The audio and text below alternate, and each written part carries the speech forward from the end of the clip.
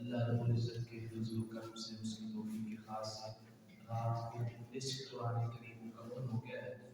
اللہ تعالیٰ نے فرمایا کہ جس بھی بستی کو یا جس بھی ملک کے اندر معیشت اچھی ہوتی ہے وہاں رزق کی فراوانی ہوتی ہے، اس کے لیے ایک شرط ہے۔ فرمایا وَضَرَبَ اللَّهُ مَثَلًا قَرْيَةً كَانَتْ آمِنَةً مُطْمَئِنَّةً يَأْتِيهَا رِزْقُهَا، تمہارے سامنے ایک بستی کی مثال بیان کر رہے ہیں، ایک شہر کی مثال بیان کر رہے ہیں کہ جو بستی جو شہر جو ہے نا بڑا امن والا تھا، بڑا سکون، بڑی راحت تھی۔ یاتیہا رزقها رغدا من کل مکان، اس بستی کے اندر رزق جو ہے ہر طرف سے آ رہا تھا، ہر طرف سے اس کے اندر نعمتوں کی فراوانی تھی، کثرت تھی، ہر شخص کو روزگار مہیا تھا۔ لیکن کیا ہوا؟ فرمایا فَكَفَرَتْ بِأَنْعُمِ اللَّهِ، ان بستی والوں نے پھر اللہ تعالیٰ کی نعمتوں کے ساتھ کفر کر دیا، ناشکری کر دیا، انکار کر دیا، اللہ تعالیٰ کے احکام کو پامال کر دیا۔ فرمایا جس بستی کے اندر اتنا سکون، اتنا امن، اتنی راحت، اتنا رزق، اتنی معیشت اعلیٰ تھی، ہم نے کیا کیا؟ فَأَذَاقَهَا اللَّهُ لِبَاسَ الْجُوعِ وَالْخَوْفِ، ہم نے اسی بستی کو جس کے اندر رزق کثرت کے ساتھ تھا بھوک کا لباس پہنا دیا، تنگ دستی کا لباس پہنا دیا۔ جہاں پہ رزق کی رزق تھا رزق ختم کر دیا، جہاں پہ جاب ہی جاب تھی ہم نے جاب ختم کر دیا، جہاں پہ روزگار ہی روزگار تھا ہم نے روزگار ختم کر دیا۔ کیوں کہ انہوں نے اللہ تعالیٰ کے احکام کو پامال کر دیا۔ فَأَذَاقَهَا اللَّهُ لِبَاسَ الْجُوعِ وَالْخَوْفِ، اللہ تعالیٰ نے فرمایا کہ ہم نے نہیں کیا، یہ ہم نے ان کے اعمال کی وجہ سے کیا ہے، ان کے اعمال بڑے برے ہو گئے تھے۔ اس کے بعد واقعہ معراج شریف بیان ہوا۔ فرمایا سبحان الذی اسریٰ بعبدہ لیلا من المسجد الحرام الی المسجد الاقصی، کہ پاک ہے وہ ذات جو اپنے خاص بندے کو، جو نبی کریم صلی اللہ علیہ وآلہ وسلم کو مسجد حرام سے مسجد اقصی تک لے گئے، سیر کروائی رات کے تھوڑے سے حصے میں۔ کیوں سیر کروائی؟ فرمایا اس وجہ سے لِنُرِيَهُ مِنْ آیَاتِنَا، تاکہ ہم اپنے حبیب کو اپنی نشانیاں دکھائیں۔ إِنَّهُ هُوَ السَّمِيعُ الْبَصِيرُ، وہ پورے سفر میں اپنے حبیب کو سن بھی رہا تھا اور اپنے حبیب کو دیکھ بھی رہا تھا، اللہ تعالیٰ اپنی شان کہہ رہا ہے۔ اس کے بعد مسجد اقصی کے اندر یہودیوں اور عیسائیوں، بنی اسرائیل، حضور نبی کریم علیہ السلام کے آنے سے پہلے مسجد اقصی کے، فلسطین کے، ارض مقدسہ کے جو وارثین تھے نا وہ بنی اسرائیل، یہودی اور عیسائی۔ لیکن جیسے ہی حضور نبی کریم علیہ السلام کی آمد پاک ہوئی، آپ نے اظہار نبوت فرمایا، اعلان نبوت فرمایا، آپ صرف اور صرف مسجد اقصی کا، فلسطین کا، ارض مقدسہ کا وہی وارث ہوں گے، وہی وارثین ہوں گے جو حضور نبی کریم علیہ السلام کی نبوت پہ ایمان رکھتے ہوں گے۔ آپ کو خاتم النبیین، خاتم المرسلین مانتے ہوں گے، اور یہ کون لوگ ہیں؟ یہ مسلمان۔ کیوں مسلمان وارث ہیں؟ اس وجہ سے وارث ہیں۔ فرمایا لا نفرق بین احد من رسلی، یہ مسلمان جو ہیں سارے رسولوں کے اوپر ایمان رکھتے ہیں۔ جب بنی اسرائیل تھے، یہودی اور عیسائی تھے، وہ حضرت موسیٰ علیہ السلام پہ ایمان رکھتے تھے، حضرت عیسیٰ علیہ السلام پہ ایمان رکھتے تھے، وہ وارث ہیں۔ لیکن جیسے ہی انہوں نے حضور نبی کریم علیہ السلام کی نبوت کا انکار کیا، اب وہ وارث نہیں رہ سکتے۔ مسجد اقصی تک سیر کروانے کا مقصد بھی اللہ تعالیٰ کا یہ تھا تاکہ لوگوں کو معلوم ہو جائے کہ جس کو ہم سیر کروا رہے ہیں نا، اب اسی کو ماننے والے اس مسجد کے وارث ہوں گے، اس شہر کے وارث ہوں گے، اس مقدس سرزمین کے وارث ہوں گے۔ اللہ تعالیٰ نے وہاں پہ اصول بیان فرمایا ہم وارث کو بنا رہے ہیں مسجد اقصی کا، لیکن مسجد اقصی کا وارث بنانے، مسجد اقصی کے اوپر ان کا غلبہ قوت رہنے کے لیے اصول یہ ہے۔ تین باتیں اللہ نے فرمایا اگر چاہتے ہو کہ مسجد اقصی ان کے وارثوں کے پاس رہے، پہلے فرمایا ہم نے یہودیوں اور عیسائیوں سے وعدہ کیا اور انہوں نے ہم سے عہد کیا۔ اللہ تعالیٰ کا وعدہ کرنا، ان کا اللہ تعالیٰ سے عہد کرنا کیا مطلب ہے؟ مطلب یہ ہے کہ اپنے انبیاء کرام علیہ السلام کے ذریعے وعدہ کیا اور انہوں نے ان انبیاء کرام علیہ السلام کے ساتھ وعدہ کیا۔ ایک نبی کے ساتھ وعدہ کرنا یہ ایسے ہی ہے جیسے اس کے رب کے ساتھ وعدہ کیا۔ کیوں؟ وہ اللہ تعالیٰ کے نمائندے ہوتے ہیں۔ فرمایا سب سے پہلی چیز، اگر تم تورات اور انجیل کے احکام کو قائم رکھو گے تو مسجد اقصی پہ تمہارا غلبہ رہے گا، تمہاری حکومت رہے گی۔ نمبر 2 فرمایا اگر تم روئے زمین پہ انصاف کرو گے تو مسجد اقصی پہ تمہاری قوت رہے گی، حکومت رہے گی۔ نمبر 3 فرمایا اگر تم ظلم سے باز رہو گے تو کسی کو جرأت نہیں ہوگی کہ وہ مسجد اقصی کی سرزمین میں داخل ہو سکے۔ یہ تینوں چیزیں جب تک یہودی اور عیسائیوں میں رہی، مسجد اقصی کے اوپر ان کا حق رہا، ان کا قبضہ رہا، ان کی حکومت رہی۔ اللہ نے فرمایا فَإِذَا جَاءَ وَعْدُ اللَّهِ، جب پہلا وعدہ آ گیا، جب پہلی دفعہ تم نے فساد کیا زمین کے اوپر، فساد کیا کیا؟ انہوں نے بعض انبیاء کرام علیہ السلام کو شہید کر دیا، احکام کو پامال کرنا شروع کر دیا۔ سود اس قوم کے اندر اتنا عام ہو چکا تھا، اس قوم کے اندر رشوت خوری اس قوم کے اندر اتنی عام ہو چکی تھی۔ فرمایا جب سود عام ہو چکا، رشوت خوری عام ہو چکی، تم ظلم کرنے لگے، ہم نے کیا کیا؟ وَأَرْسَلْنَا عَلَيْكُمْ عِبَادًا لَنَا أُولِي بَأْسٍ شَدِيدٍ فَجَاسُوا خِلَالَ الدِّيَارِ، ہم نے طاقتور ظالم سفاک قسم کے لوگوں کو تمہارے اوپر غلبہ دے دیا۔ یہ وہ لوگ تھے، یہ وہ لوگ تھے جو رومی تھے، ایرانی تھے، جو یہودی اور عیسائیوں میں سے نہیں تھے۔ انہوں نے کیا کر دیا؟ اعلان تنگ کر دیا۔ انہوں نے بنی اسرائیل کا قتل عام کیا، کئی ہزار لوگوں کو قید بنا لیا گیا، ان کے گھروں کو ویران کر دیا گیا۔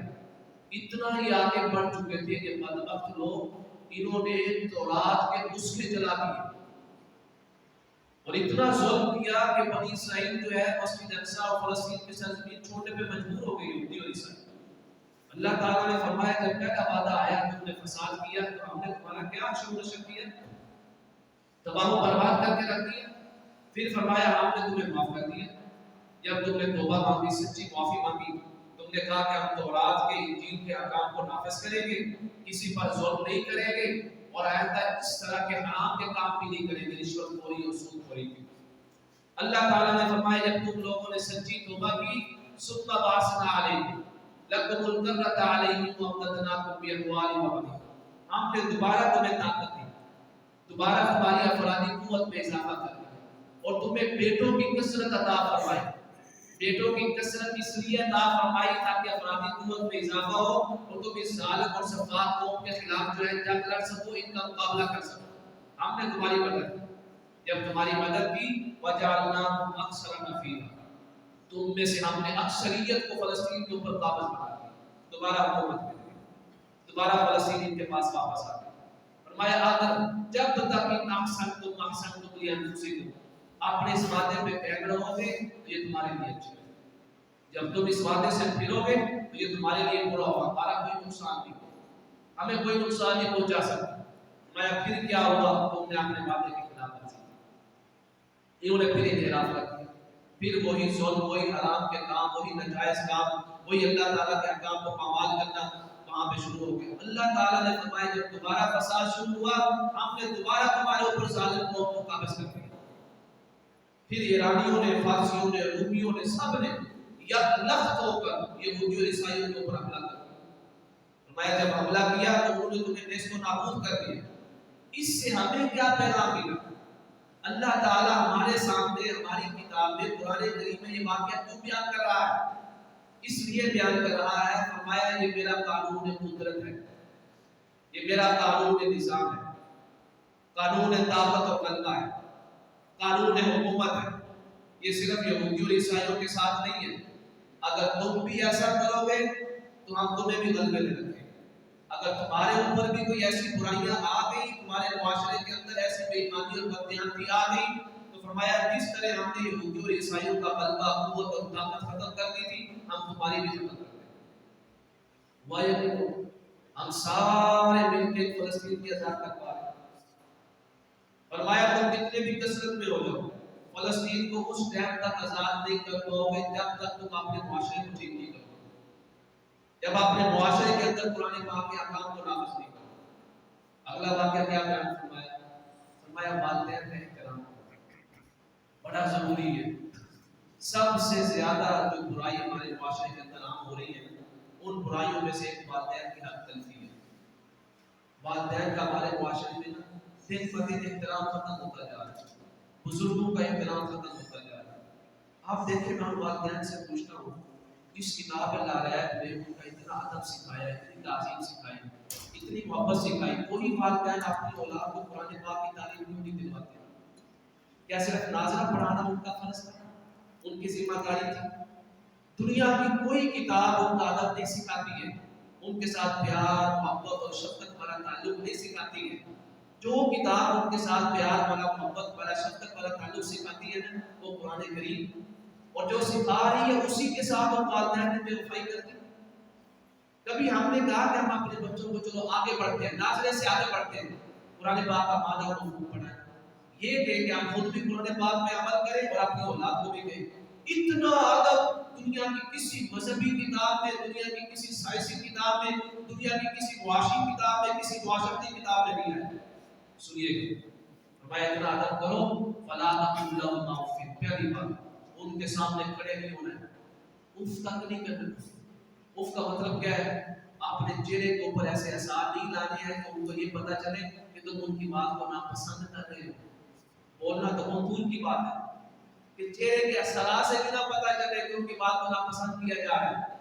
جیسے ہم کہتے ہیں آپ بوڑھے ہو گئے، آپ کا دور ختم ہو گیا، اب یہ ہمارا دور ہے، آپ کو نہیں پتا ہے معاملات کیسے بنتے ہیں۔ چلو آپ اتنی بات کرتے ہیں ان کے سامنے، آپ بات میں اپنی پالیسی چینج کر لینا، ان کے سامنے یہ کہتے ہیں ابا جان جو آپ کہیں گے وہی کر لیں۔ آپ یہ جملہ بولیں وہ بوڑھا شخص بھی جوان ہو جائے گا، اس کے حوصلے پھر سے جوان ہوتے ہیں۔ فلا تقل لهما اف، اور فرمایا ولا تنهرهما قولا کریما، ان کو جھڑکنا نہیں ہے، ان کے سامنے کوئی برا لفظ نہیں بولنا، جب بھی بولنا ہے قولا کریما، بڑی اعلیٰ بات کریں، بڑی اچھی بات کریں، پیار والی بات۔ کیا تم نے نہیں دیکھا بچپن میں اپنے بچپن کو تمہارے ساتھ کتنا پیار کرتے تھے، کتنی محبت رکھتے تھے؟ اس سے بھی حد ہو گیا۔ فرمایا وَخْفِضْ لَهُمَا جَنَاحَ الذُّلِّ مِنَ الرَّحْمَةِ، اپنے دونوں ہاتھوں کو ان کے سامنے غلام کی طرح جھکائے رکھنا ہے، ایسے ہمیشہ اپنے آپ کو تیار رکھنا ہے اپنے والدین کے لیے۔ کتنے لوگ ہیں جو تیار رکھتے ہیں؟ وَخْفِضْ لَهُمَا جَنَاحَ الذُّلِّ مِنَ الرَّحْمَةِ، اور فرمایا صرف دنیاوی خدمت نہیں کرنی ہے، جب بھی اپنے لیے دعا مانگو نا، یہ دعا ضرور مانگنی ہے، رب ارحمہما کما ربیانی صغیرا، اے اللہ میرے والدین پہ رحم کر، اے اللہ میرے والدین پہ کرم کر، اے اللہ میرے والدین کو معاف کر، اس طرح کرم اور رحم کر جس طرح انہوں نے بچپن میں مجھے پالا ہے، جس طرح انہوں نے بچپن میں میرے ساتھ پیار کیا ہے تو ان کے ساتھ پیار ہے۔ اور فرمایا جو ایسا کرتا ہے نا، ہم اس کو دو بشارتیں سناتے ہیں۔ دو بشارتیں کیا ہیں؟ فرمایا صالحین، وہ نیک لوگوں میں شامل ہو جائیں گے، اور دوسری بشارت کیا ہے؟ فرمایا للأوابین، ہم انہیں توبہ کرنے والوں میں شامل کریں گے۔ تیسرا بڑا واقعہ جو بیان ہوا ہے وہ اصحاب کہف کا ہے۔ اصحاب کہف کا واقعہ بیان کرنے کا مقصد صرف اور صرف نوجوانوں کے اندر عبادت کا شوق پیدا کرنا، نوجوانوں کے لیے پیغام ہے۔ فرمایا کہ کچھ لوگ تھے، نوجوان تھے، 7 لوگ تھے، تفسیر میں آتا ہے روایات میں تقریباً 7 لوگ تھے، اور فرمایا اگر 7 تھے تو 8 کو ان کا ہوتا تھا، ان کے ساتھ جو تھا، فرمایا سب آگوں کا سابقوں، فرمایا اگر وہ 6 تھے تو 7واں کتا تھا، اگر وہ 5 تھے تو 6واں کتا تھا، یعنی اگر وہ جتنے بھی تھے نا، ایک ان کے ساتھ ہوتا کتا تھا جو وفاداری کر رہا تھا، ان کی حفاظت تھی۔ فرمایا جو نوجوان تھے، ایک جابر اور ظالم بادشاہ ہے، بت پرستی اس نے عام کروا دیا اپنی ریاست کے اندر۔ اس بادشاہ کا نام تھا دقیانوس۔ دقیانوس جب بادشاہ آیا نا، اس نے اعلان کروا دیا کہ آج کے بعد جو ہے نا ان بتوں کی عبادت کی جائے گی، جو توحید کے اوپر ایمان رکھے گا، ایک اللہ کی عبادت کرے گا، اس کو ختم کروا دے گا۔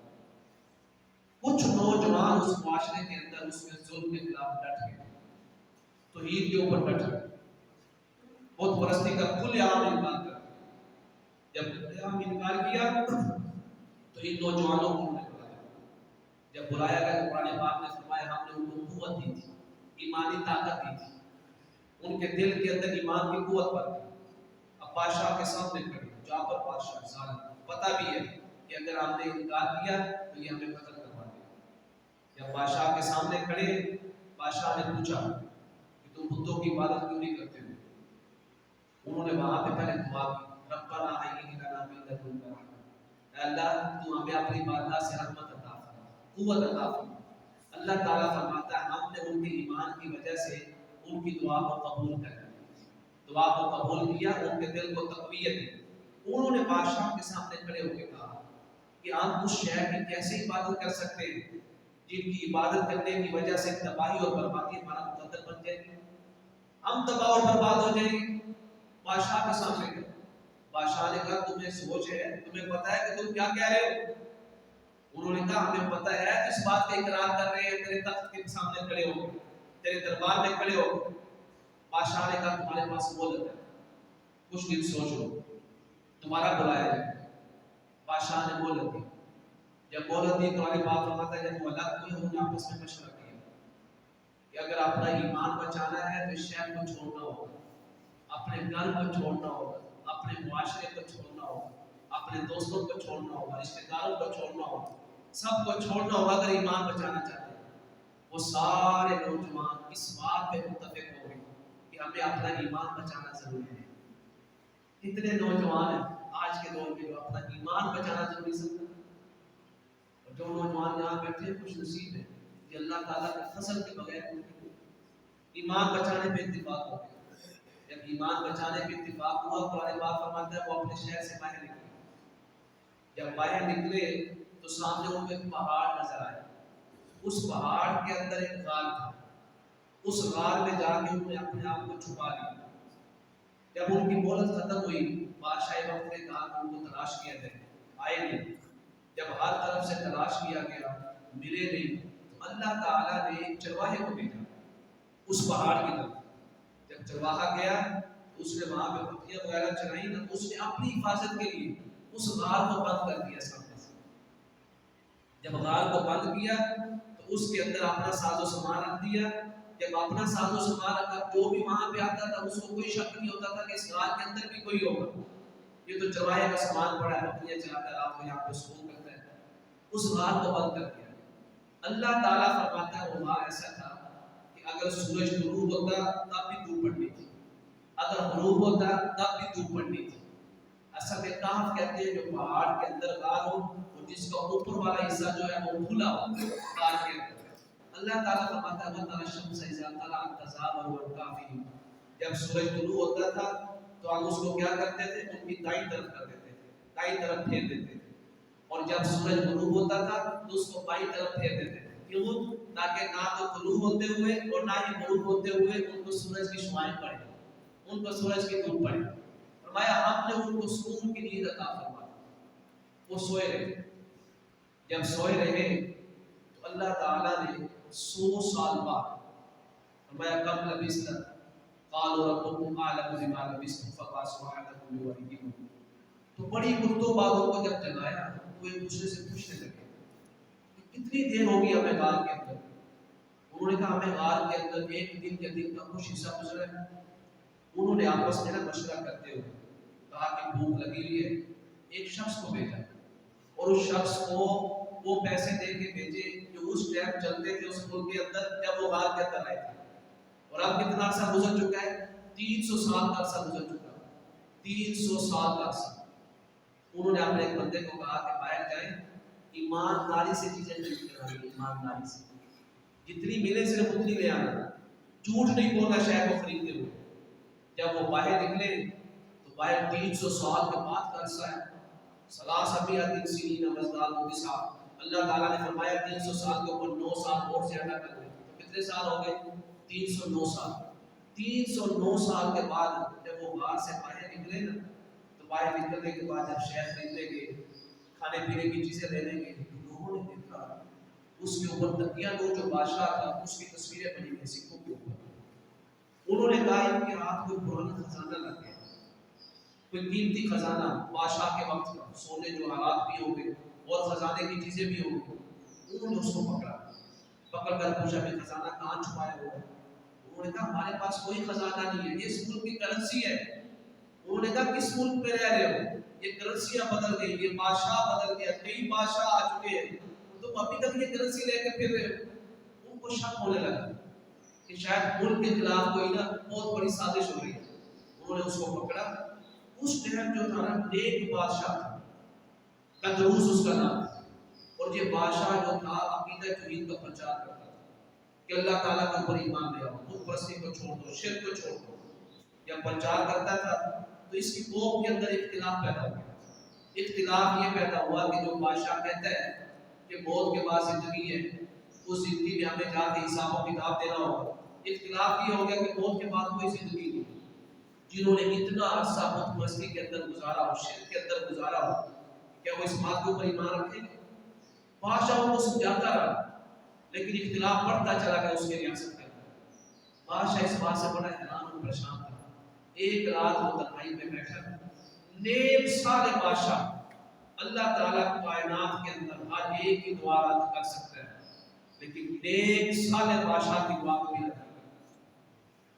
اس لیے حضور نبی کریم علیہ السلام نے فرمایا کہ جن لوگوں کی دعائیں قبول ہوتی ہیں ان میں سب سے پہلا شرط جو ہے وہ نیک اور صالح بادشاہ ہے۔ جب اس نے دعا کی کہ مولا میری قوم جو ہے اگر اس کو یہ بات سمجھنا ہے کہ موت کے بعد زندگی ہے اور پھر حساب و کتاب دینا ہوگا، یہ تو پھر شرک کی طرف لوٹ جائے، بت پرستی کی طرف لوٹ جائے۔ جب اس نے یہ دعا کی نا، اس دعا کے بعد اللہ تعالیٰ نے اصحاب کہف والوں کو زندہ اٹھا دیا غار سے۔ جب زندہ اٹھایا اس کو پکڑ کے لایا گیا اس کے حاکم کے پاس، اس کے گورنر کے پاس۔ جب گورنر کے پاس لایا گیا اس نے سارا قصہ سنایا اس نوجوان کو۔ جب سارا قصہ سنایا اس کو بڑی خوشی ہوئی کہ ہمارے بادشاہ کا بھی یہی موقف ہے، یہ 300 سال کے بعد نکلے ہیں یا 302 سال کے بعد نکلے ہیں، یہ تو موت کے بعد زندگی ہے۔ بادشاہ کو خبر دی گئی۔ جب بادشاہ کو یہ خبر پہنچی اس کی خوشی کی انتہا نہ رہی، صرف اس وجہ سے خوش ہوا کہ میری قوم کو آج ہدایت مل جائے گی، میری قوم کو آج دلیل مل جائے گی کہ موت کے بعد بھی زندگی ہے۔ بادشاہ اپنا لشکر لے کے، اپنی ساری فوج کو لے کے، پورے استقبال کے ساتھ، پروٹوکول کے ساتھ وہاں پہنچا۔ یہ شہر کا نام تھا افسوس، اس شہر کا نام۔ وہاں پہ جب پہنچا تو اس نے اس سے ملاقات کی، اس نوجوان سے۔ اس نوجوان نے جب سارا قصہ سنایا، یہ بادشاہ کو ساتھ لے کے اس غار کے پاس چل گیا۔ جب غار کے پاس پہنچے، یہ 6 کے 6 لوگ، 6 لوگ قرآن پاک فرماتا ہے یا 7 لوگ یا 8 لوگ، قرآن پاک نے حتمی بات نہیں کی۔ کیوں نہیں کی؟ فرمایا یہ عدد کا اختلاف ہے، یہ کوئی معنی نہیں رکھتا ہے، تم اس واقعہ سے نصیحت حاصل کرو سکتے، اس واقعہ سے جو عبرت ہے وہ پکڑو۔ اس واقعہ کی جو پیغام ہدایت ہے وہ پیغام ہدایت کیا ہے؟ کفار مکہ کے سامنے توحید کا پیغام ہے، موت کے بعد زندگی کا پیغام ہے۔ وہ جو کہتے تھے ہم جب مر جائیں گے ہڈیاں بن جائیں گی، ہمارا جسم ختم ہو جائے گا، ہمیں دوبارہ کیسے زندہ کیا جائے گا، دوبارہ کیسے جسم عطا کیا جائے گا؟ اللہ تعالیٰ نے ان کے سامنے اصحاب کہف کا واقعہ بیان فرما دیا۔ جب بیان کیا بادشاہ کو لے کے چلے، بادشاہ وہاں پہنچا، وہ سارے نکل کے بادشاہ سے ملے اور بادشاہ سے مل کے کوئی زیادہ بات نہیں کی۔ انہوں نے کہا ہمیں اجازت، ہمارا وقت جو ہے ختم ہو گیا۔ بادشاہ سے مل کے واپس پلٹے، ابھی واپس پلٹے ہی تھے، بیٹھے ہی تھے کہ اللہ تعالیٰ نے ان کو وفات دی، ان کے اوپر موت طاری ہوئی، کہیں پہ ان کا وصال ہو گیا۔ بادشاہ کے کھڑے کھڑے، کیوں؟ کیا اللہ تعالیٰ نے جو ظاہر کرنا تھا وہ ظاہر ہو چکا تھا، وہ توحید کا پیغام تھا، بت پرستی کو چھوڑنا، موت کے بعد زندگی کا پیغام، حساب و کتاب کا پیغام۔ جب موت طاری ہو گئی، اب ان لوگوں کا آپس میں جھگڑا ہونے لگا۔ جھگڑا یہ ہونے لگا کہ آپ یہاں پہ یہ فوت ہوئے ہیں، اس جگہ کے اوپر مسجد بنائیں یا کوئی عمارت بنائیں۔ اختلاف ہو گیا تاکہ ان کی یادگار جو ہے نا وہ ہمیشہ کے لیے قائم رہے، ہماری آنے والی نسلوں کے لیے وہ بھی اس واقعہ کو سنے سمجھے پوچھے کہ یہ عمارت کیوں بنائی گئی۔ اختلاف ہوتا ہے، بعض لوگوں نے کہا مسجد بنا دیتے ہیں، بعض لوگوں نے کہا کوئی بڑی شاندار عمارت بنا دیتے ہیں۔ اللہ تعالیٰ فرماتا ہے سب کا اتفاق اس بات پہ ہوا کہ نیک اور صالح لوگوں کی جو جگہ ہے، جو مدفن ہے، اس کے پاس مسجد بنا دی گئی، لَنَتَّخِذَنَّ عَلَيْهِمْ مَسْجِدًا، تو وہاں پہ مسجد بنا دی گئی۔ اب آگے تفصیل میں آتا ہے کہ جب مسجد بنا دی گئی نا تو سال کے بعد، جس دن یہ مسجد بنائی تھی، سال کے بعد وہاں پہ لوگوں کا رش ہوتا تھا، لوگ آتے ان کے لیے دعا کرتے، ان کی یادگار مناتے، ان کا تذکرہ کرتے، جس طرح یہ عرس مبارک پہ ہوتا ہے، عرسوں پہ ہوتا ہے سال کے بعد، یا برسیوں پہ ہوتا ہے، سالانہ ختم پاک پہ ہوتا ہے، سالانہ ختم پاک۔ اس طرح اس قوم کے اندر یہ رواج موجود تھا کہ سال کے بعد آنا، ان لوگوں کی شان بیان کرنا، ان کا واقعہ بیان کرنا، اپنی نسلوں کو بتانا، تاکہ وہ لوگ جو ہے ایمان کے اوپر کہہ رہے ہیں، ہدایت کے اوپر کہہ رہے ہیں۔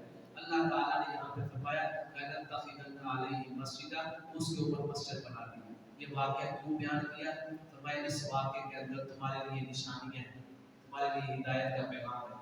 جب یہ واقعہ بیان ہو گیا، اب کفار مکہ جو ہے وہ آگے سے بات کرنے لگے، وہ نہیں 300 سال نہیں تھے، وہ 2 سال اور بھی تھے، وہ قبری کا حساب لگانے لگے، شمسی کا حساب لگانے لگے۔